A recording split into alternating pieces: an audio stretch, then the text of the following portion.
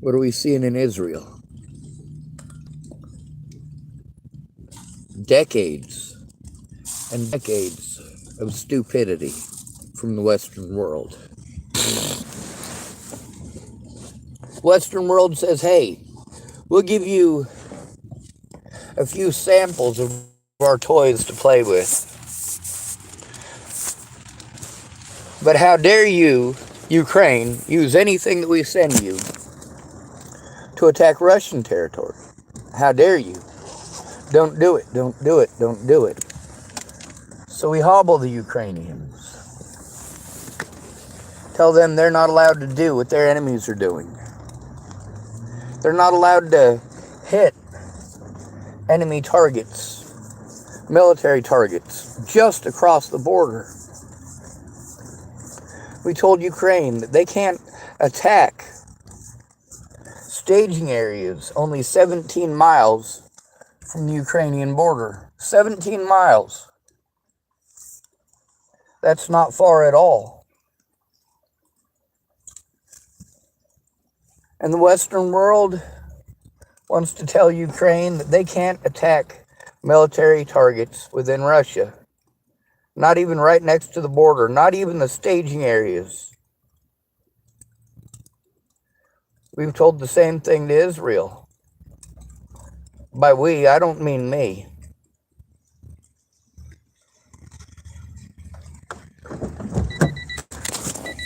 You see those bodies on the front picture? Where did those bodies come from? Did Hamas call up that music festival and say, hey, we're getting ready to kill a whole bunch of you for being unarmed, for being born in the wrong place, for existing in the wrong place?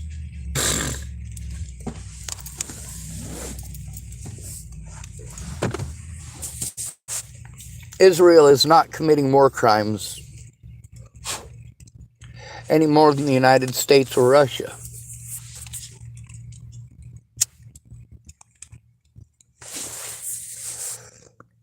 Actually, Israel committed far less war crimes than the United States or Russia. The United States had the ability to fight all of the wars that we've fought, but we want to bully our allies into joining our fights.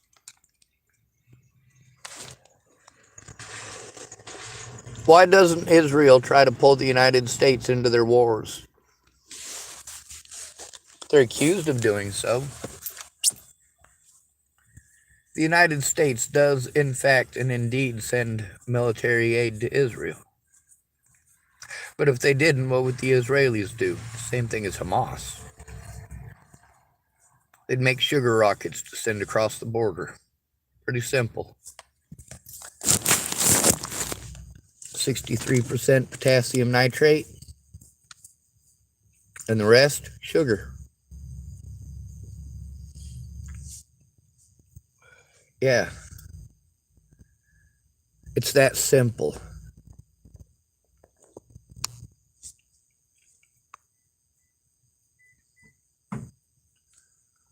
The 17-mile Hamas rockets, the ones they came out with in the 90s, when it had to back up its border. Now you get to see the mistakes the Israelis keep making.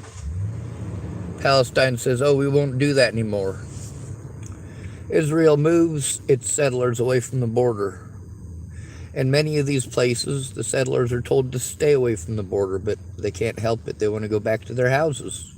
They want to go back to their homes.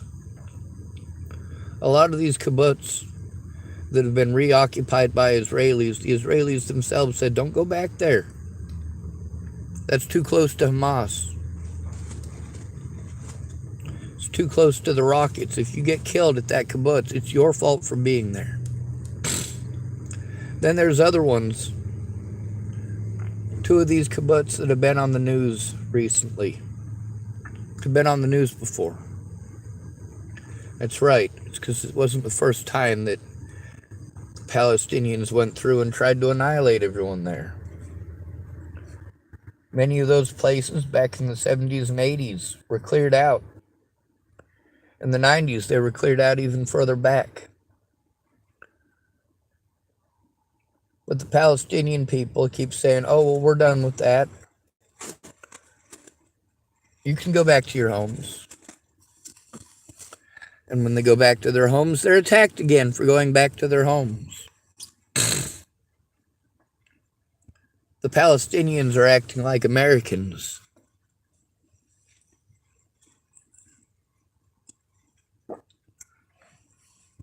They go bully people and then complain when there's consequences.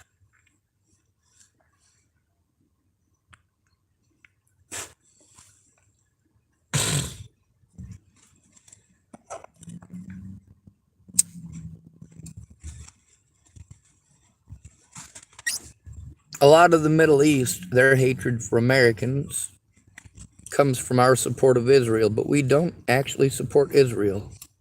We send them arms. We keep them busy.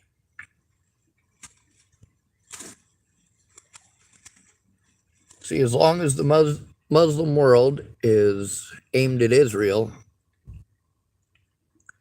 it keeps the United States far less busy in those regions.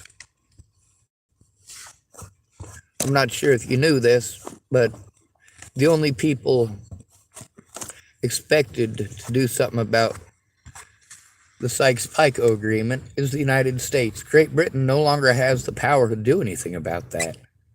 France no longer has the power to do anything about that. These are no longer global powers. Great Britain is no longer Great Britain. It's just an island. They no longer have overseas land the way they used to. The British no longer run Egypt. The British no longer own India. They lost over a dozen colonies at the end of World War II. And do you know why that is? Because Britain wanted the United States' help. And the United States was not okay with global expansionism or forcing the will of independent peoples. See, that's one of the biggest mistakes that we made in going to the Vietnam War. That was France trying to keep one of its territories after World War II. Wanted to go back after getting their asses kicked the way they did. They wanted to go back and reclaim all this territory like Vietnam. The Vietnamese are not communist people. Not sure if you were aware of that. They weren't even communists during the Vietnam War. Why did they play commie? So they could get help. Help. Gaining independence. They didn't want to fight with the French. They just wanted to be left the fuck alone. They didn't want to fight with Americans. They just wanted to be left the fuck alone.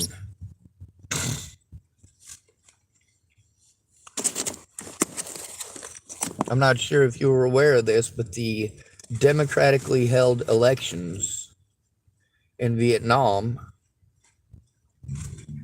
resulted in people who are supposedly democratically minded becoming tyrants and getting assassinated for it. Yeah.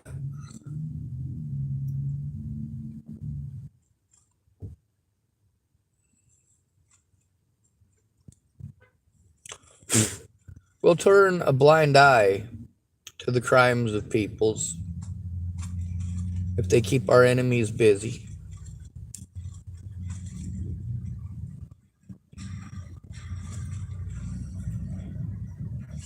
One of the most important goals of the last 105 years, well, 107 years, has been trying to destabilize the Middle East. Destabilize.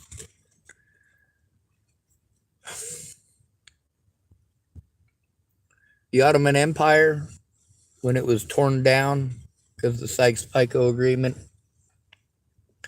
That's had long-lasting repercussions for the entire world. What we did was give them no enemy to fight except themselves. Then in 1948, we gave them Israel. We gave them a common enemy.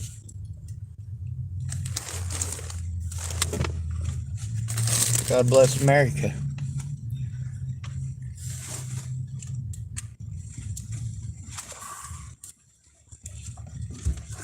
A man gave me some money today. His name's Caleb. He works at Fred Meyer's. He's one of the nicest people here. He understood the situation with Molly to a greater degree than the people who bullied me.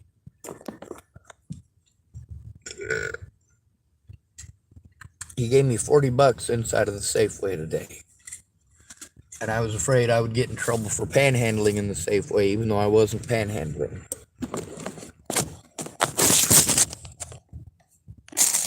No, I didn't get in any trouble. But it's something I have to worry about because it has happened, including at Fred Meyer's.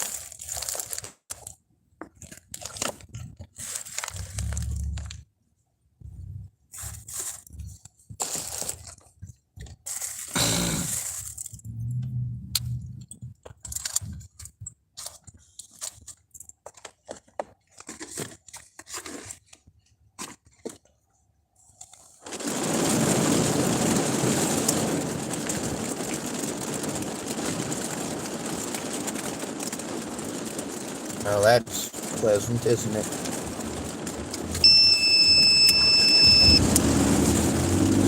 Anyway, I'm gonna go get some gas.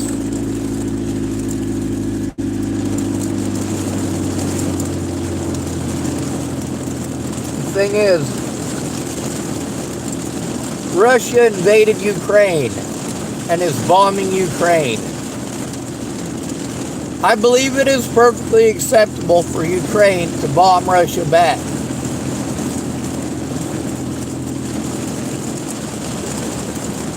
Palestinians went in with the intent of wholesale slaughter against Israeli civilians. At least Israel is targeting military installations. If you fire rockets from a hospital, like Hamas did in 1996, or you fire Hamas rockets from a schoolyard, like Hamas did in, 2002, 2003?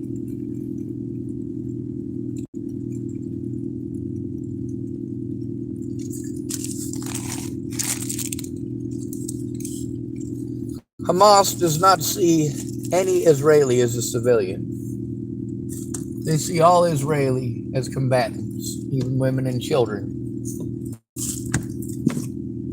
They do not see the Israeli people as human beings.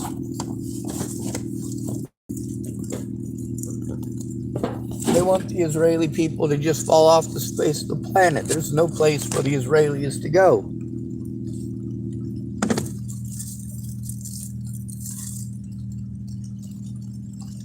The United States has repeatedly gotten involved when Israel has had to do something to stop these terrorists. The United States wants to get involved and say, oh, you can't do what they're doing to you. You're not allowed. Well, they're not doing what their enemies are doing.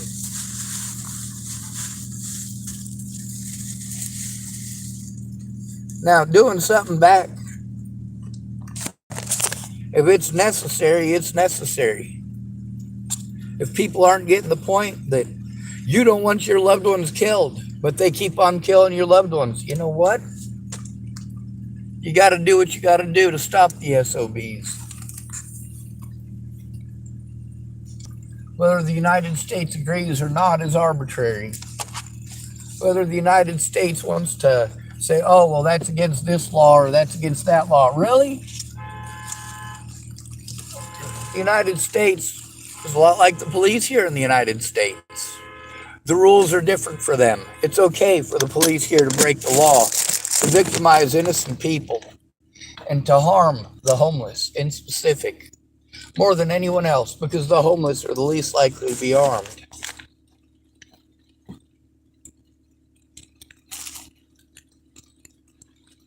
You know, the Palestinians put on a good fucking show, didn't they? Look at all the rockets we got. Look at the paragliders that we got. Look how tough we are. We're going to go... Well, they didn't go after military installations, did they? Of course they didn't. Of course they went after women and children and families instead of military installations. And of course, rather than create a military installation as a springboard to fight from, they want to hide in the civilian populated areas and fire rockets from those civilian populated areas. What are those civilians doing to stop it? Nothing.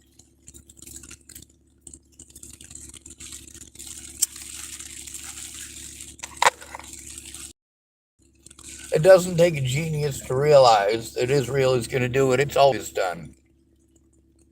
You fire rockets, they send helicopters to identify where the rockets came from. After the helicopters have identified where the rockets came from,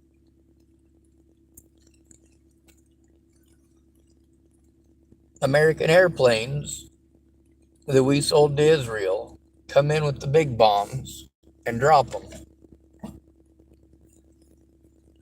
Right now, Israel is not fucking around. Instead of trying to be nice like they've always done, go in and hit just the military targets to the best of their abilities. This time they went, you know what? We lose too many men when we do that. Way too many men. We're just going to do it from a distance this time. They fucked up too much for us to try to be this humanitarian with them again.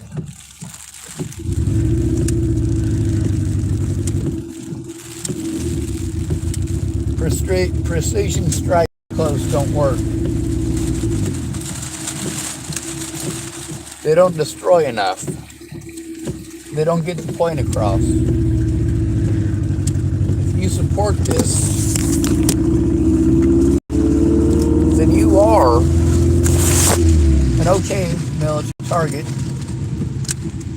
It is acceptable to target your neighborhoods if your neighborhoods are being used as staging areas to murder innocent people.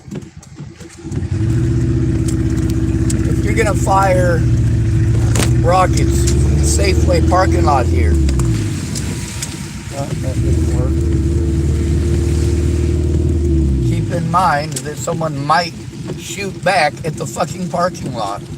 If you see Hamas setting up rockets at your local grocery store, it's probably a good idea to get the fuck away from the grocery store instead of celebrating right outside of the grocery store because somebody fired a fucking rocket. Do you know where those rockets are going? And any idiot is intelligent enough to understand that Israel will respond in the way they always have. They're not being nice this time, though, are they? No, they still are. They are still being nice. They're still trying to follow what the international community is asking them to do. But the international community is not being reasonable.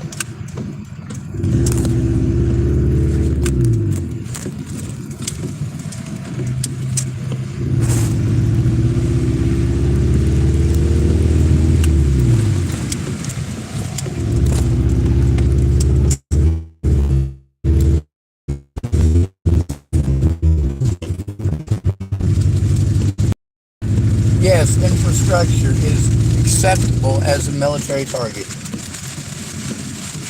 Electrical power plants, water treatment facilities. Yeah, you are allowed to go after that. The United States goes after almost exclusively that.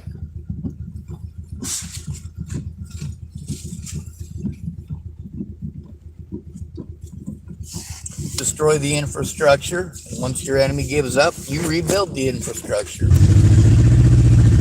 That way you can try to give yourself some sort of clout and pretend like you're decent people.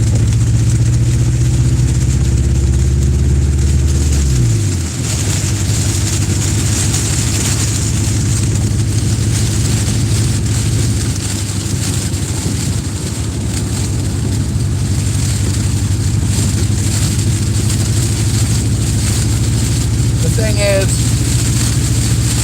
you can't expect people to just take abuse for no fucking reason. The Palestinians don't get to hide behind their kids.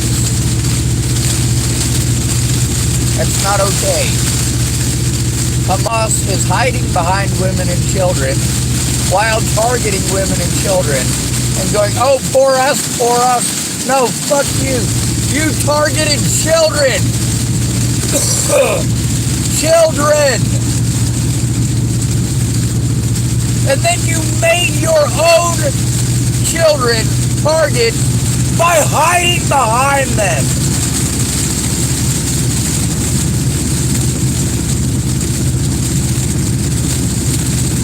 This ain't just Hamas. The Palestinian people support this evil, and it is evil.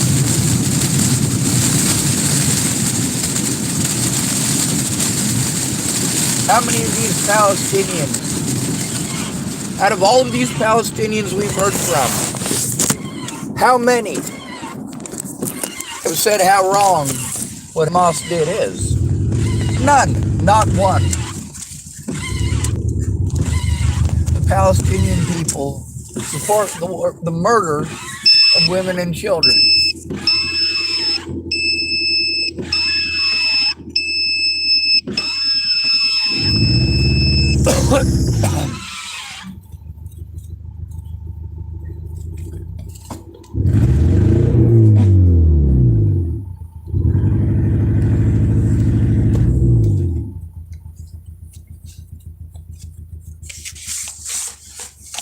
If you support Hamas, you are my enemy. No matter what nation you're from. Hamas is not a legitimate government. They're a terrorist organization. And they need to be dealt with as a terrorist organization.